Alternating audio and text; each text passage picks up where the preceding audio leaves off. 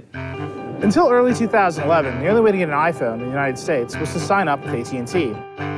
In 2009, the only way to get the Motorola Droid was to sign up with Verizon. Back then, you weren't shopping for a carrier, you were shopping for a phone. But now, things have evened out. All 4 major US carriers have the iPhone, and they all have the Galaxy S3. And soon they'll all have the Galaxy S4 and the HTC One. So the question is, what are you really getting out of your carrier? And why do we all seem to be in such incredibly long relationships with them? What carrier do you have? Sprint. T-Mobile.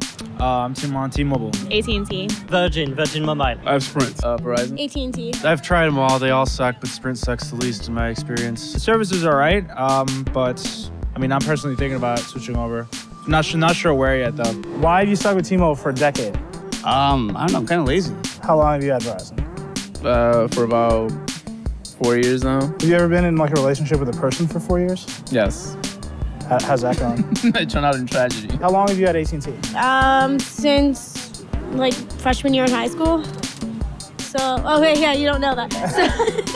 So like probably yesterday? like 8, yeah, yesterday now, like 8 years. 4 or 5 years. It's been maybe 5 years now. T-Mobile wants you to switch. The newly renegade carrier is banking on an aggressive marketing campaign, and what it says are far simpler plans. For a flat fee and no contract, you get unlimited minutes, messaging, and however much data you want to pay for. As T-Mobile says, there's no 2-year commitment required, and you can leave whenever you want. But even cheaper prices don't seem to encourage people to switch, especially because when you do the math, T-Mobile's prices aren't that much cheaper. But it's not the devices and it's not the prices that keep you committed to your carrier, and no one seems to be happy with that relationship. Would you switch if the price on another carrier was 20% lower? No, not really.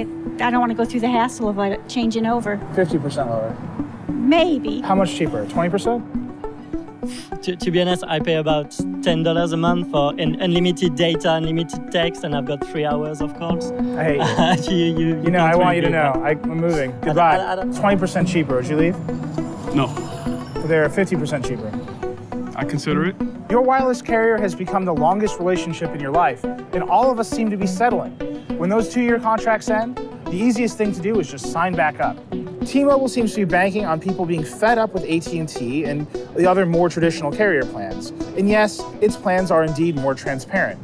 But at the end of the day, T-Mobile's biggest competitor isn't AT&T. It's just apathy.